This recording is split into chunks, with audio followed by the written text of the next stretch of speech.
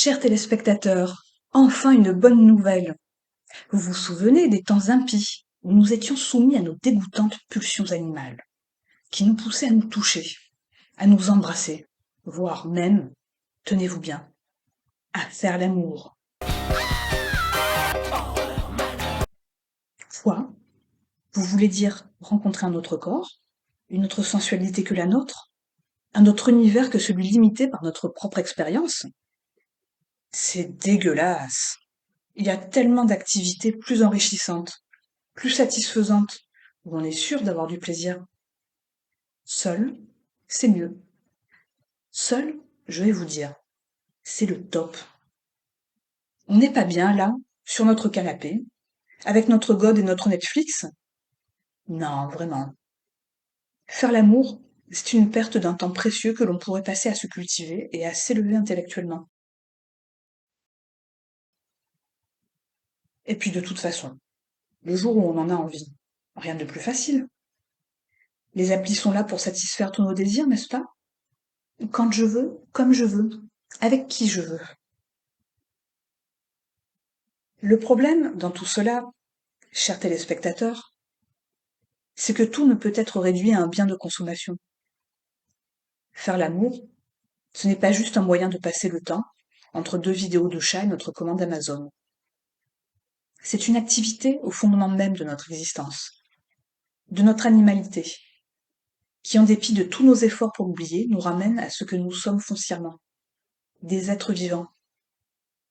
Vivants, oui, avec un corps par lequel nous expérimentons nos émotions et produisons nos pensées. Il peut sembler logique que parmi une population vieillissante, l'activité sexuelle soit réduite. Quoique vous seriez surpris des rencontres qui se font dans les résidences seniors. Peut-être qu'il y aura des vieux. Des vieux. Ce qui interpelle, c'est qu'il s'agit désormais de la jeunesse. Ok, on s'était peut-être un peu trop lâché dans les années 70 et 80, mais des jeunes qui ne font plus l'amour car ils préfèrent regarder leurs séries, ou pire, leur fil d'actualité, sont des jeunes déjà flétris avant d'avoir commencé à vivre. Car faire l'amour, c'est l'essence de la vie. Et cet éloignement de l'acte le plus fondamental de notre existence est le signe d'une société atomisée, dans laquelle chacun est confiné aux frontières de son propre corps et à la bulle algorithmique de sa pensée. C'est une tendance inquiétante, un symptôme d'une société sans vie, où chacun évolue dans son univers médiatique, intellectuel et physique, fermé à l'autre, même en groupe, car constamment happé par l'écran, où le regard ne se porte plus sur d'autres êtres ou sur l'extérieur. Avez-vous remarqué que les gens ne se regardent plus, car ils regardent l'autre à travers un écran, un autre qui n'est pas en face de lui, mais pixelisé, sans odeur, sans forme? Ah, le bon vieux temps où on regardait son voisin dans le métro par son reflet dans la vitre.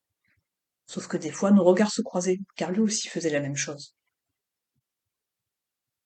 La sexualité implique de se confronter à l'autre, de faire certains compromis, d'écouter, de comprendre la personne. C'est un acte instinctif, la pulsion de vie, comme disait Freud, qui, si ce n'est pas une obsession ou une obligation de se conformer à une norme, ou pour paraître cool et ne pas sembler vieux jeu, est source de plaisir, de joie et d'apaisement. À oublier ce que nous sommes fondamentalement, des animaux grégaires, qui vivent en groupe. C'est la frustration qui va s'installer. Que sera un monde de frustrés? Quels seront les exutoires pour cette jeunesse qui vit hors des interactions physiques? Le réarmement démographique est bien mal engagé. Et c'est peut-être un autre réarmement qui se proposera à nos jeunes.